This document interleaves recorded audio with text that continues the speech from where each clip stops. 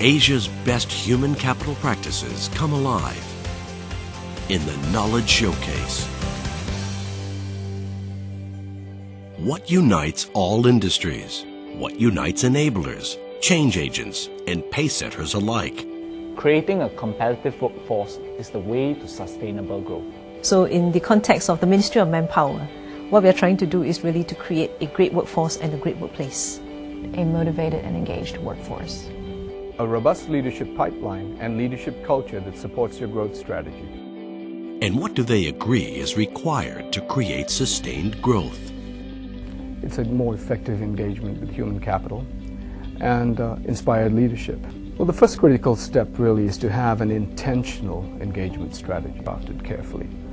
By intentional, what we mean is that today's preparation of managers to run their organizations cannot really be left to chance, and they have to be crafted carefully. The second piece of that is really understanding the need to develop a leadership culture that supports your organization's strategy. Where does inspired leadership begin? In the Singapore human capital landscape, there are two major enablers at work, the WDA and the MOM. WDA acknowledges that creating the best workforce requires the effort and support of the government. What we try to create is really to differentiate Singapore from the rest of the countries. This is addressed through our continuing education and training master plan. Singapore's role is really to tap on what does it take for Singapore to remain relevant in Asia's growth strategy. How can we have a leadership position in terms of strategy and knowledge, and also how can we help to build HR capabilities and how to have human resources continue to help businesses to enhance their business values. We have been running the Singapore Human Capital Summit to have CEOs being invited to speak about what are some of the human capital challenges they have faced, what are some of the solutions that they have practiced.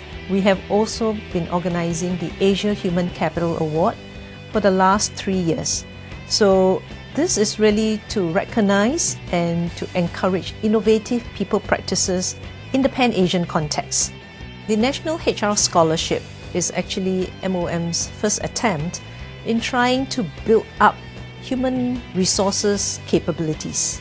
Rather than the Ministry of Manpower unilaterally dishing out scholarships, we actually work with some industries to partner with them to co-sponsor the scholarship. And at the end of the scholarship, the candidates or the scholars will be bonded to the companies. Who else can businesses count on for direct assistance in the creation of sustainable growth? Key to this is our Singapore Workforce Skills Qualifications system. We have over 30 WSQ frameworks covering a wide variety of industries. Our network of career centers has helped over 17,000 workers find jobs in 2010 alone. We provide our workforce with a wide range of skill sets in order to stay competitive. We have more than 14,000 courses under different initiatives to help the workforce. These include Skills Training for Excellence program, productivity initiatives in services and manufacturing, and the Workfare Training Support Scheme.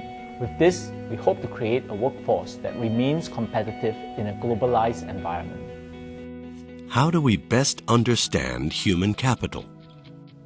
If you walk into a bookstore today and pick up a book on leadership, it's probably written by a Western author.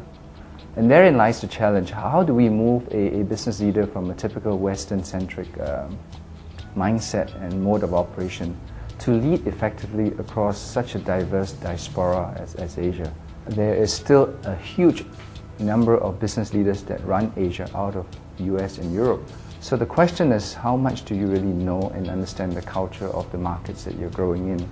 And I think, if I recall correctly, by the year 2030, Asia will be half of the world, will make up half of the world's GDP. Now that's a huge shift from maybe 10, 20 years back where Asia probably was like 10-15% of global GDP. As you grow your business in Asia, who is best placed to lead your businesses in Asia? I mean, for example, how do you groom a Singapore leader to lead across Asia and globally? How do you move a Chinese leader from operating out of China to be effective as they expand into India and the rest of the world? therein lies the challenge. How do you integrate Western and Eastern leaders under that corporate culture and under the umbrella? I think SBLP, or the Singapore Business Leaders Program, is probably the best example that showcases what HCLI does. It really brings to bear a couple of key dimensions. One is input from government leaders. The second one is leading academics that are best in class in their field. And third, very strong business input. Imagine bringing together close to 30 senior business executives over a week, during which we expose them to input from senior government leaders.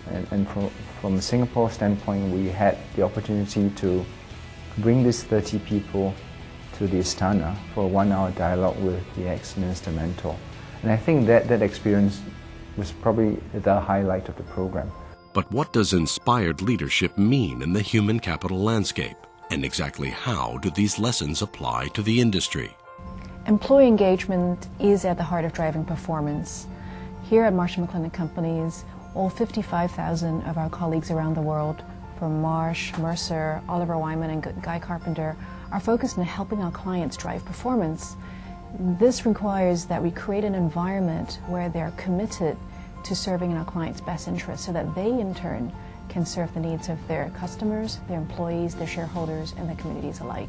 We're in the business of helping our clients drive performance in different ways, whether it's by helping them develop a differentiated strategy, whether it's by helping them manage the complexity of risks that they face, or whether it's about helping them ensure that they're able to motivate and retain and develop their workforce to drive performance.